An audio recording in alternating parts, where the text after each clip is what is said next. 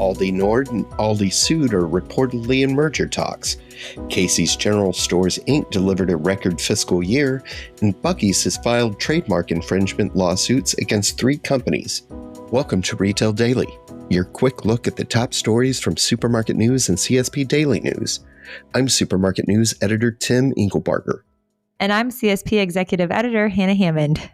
It's been 65 years since Aldi founders Carl and Theo Albrecht split the company into Aldi Nord and Aldi Sud over a disagreement on whether to sell cigarettes. But the 2 no-frills discount grocery chains could be on a path towards reunification. The German business press reported on May 31st that the 2 entities are holding secret merger talks.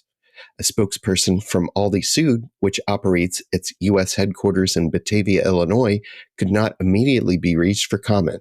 Convenience store chain Casey's General Stores Inc. delivered a record fiscal year, reaching $546.5 million of net income and $1.2 billion in EBITDA, President and CEO Darren Rebellia said.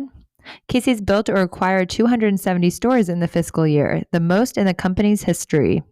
United Natural Foods Inc.'s third quarter earnings call on Tuesday turned into a crisis management situation as executives provided an update on a security breach that occurred late last week. The cyber attack could impact the shelves of Unifi's biggest customer, Whole Foods, in the coming days. Unifi is working with a third-party cybersecurity firm to implement a workaround, continuing to service customers as it is able. The distributor is bringing systems back online to restore customer service as soon as possible. Buc-ee's has filed trademark infringement lawsuits against 3 companies, Owl and Anchor, Born United, and Prometheus Esoterica, Inc. In each of the lawsuits, Buc-ee's argues that the defendant's merchandise features graphics that are confusingly similar to the convenience store chain's beaver logo, and the companies are profiting from it.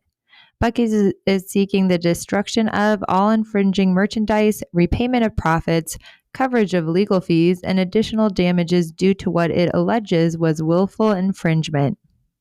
Target will host its first Wellness Innovation Summit at its headquarters in Minneapolis on September 4th. The event will help the retailer discover new and trending wellness brands and products across food, beverage, and nutrition categories to consider offering shoppers. New suppliers will be able to pitch their products to Target. Diebold Nixdorf, a self-checkout manufacturer, has established a new retail technology line at its North America manufacturing facility in North Canton, Ohio. The self-service checkout systems are being manufactured in the U.S. for grocery, general merchandise, quick service restaurants, and fuel and convenience retailers, the company said. Diebold Nixdorf also recently partnered with LOC Software, a retail management software provider. Dollar General has made a number of promotions across finance, store operations, legal, strategy, and information technology departments. Among those include Lee Carlisle, who was promoted to Senior Vice President Controller, Jeff Caples, who was promoted to Division Vice President Store Operations, and Christy O'Neill, who was promoted to Vice President Portfolio Planning and Strategy. Buc-ee's officially opened the doors to its first Mississippi location on Monday. Located on the Mississippi coast, the company's new store features Buc-ee's traditional offerings, including Texas barbecue and beaver nuggets. The travel center is located off of I-10 in Pass Christian.